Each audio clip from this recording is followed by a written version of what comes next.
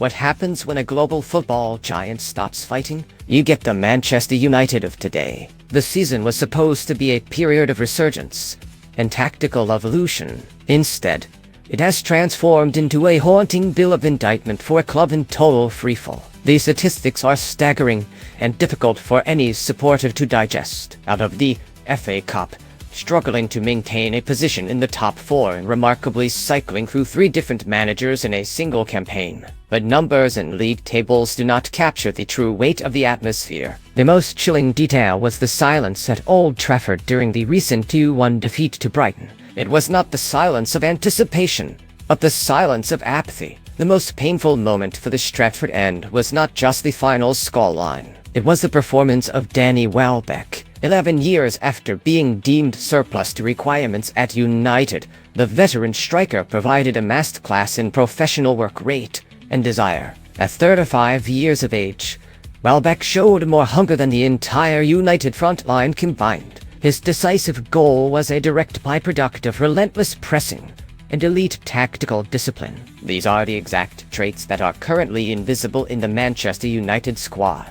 Watching a former player outwork athletes 10 years younger is a stinging irony that highlights a deeper systemic failure. Technical director Darren Fletcher recently described the current squad as fragile. It is a brutal but honest assessment. When we look at the tactical breakdown of the match, the fragility is structural. During the winning goal for Brighton, video analysis shows a complete collapse in defensive communication. 4 United defenders remained completely static, ball watching as the opposition exploited the half spaces with ease. There was no commander on the pitch. No one was shouting, no one was organizing the line, and most importantly, no one was taking accountability. In elite football, silence in the defensive third is a recipe for disaster. The identity crisis at Manchester United is no longer just a media buzzword. It is a cultural reality. For over 30 years, the global fan base grew up on a diet of Fergie time and impossible European nights where the team refused to accept defeat.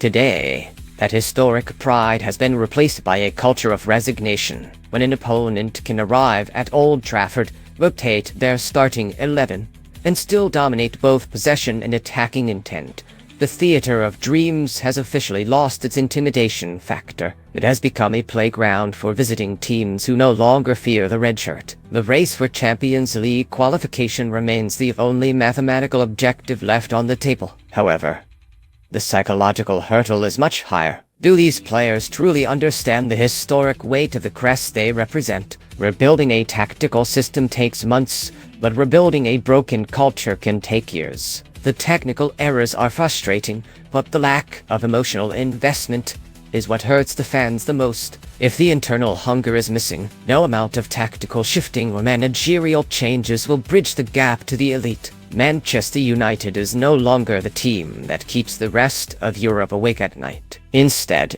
they have become the team that rivals feel sorry for. The silence of the fans is the final warning sign.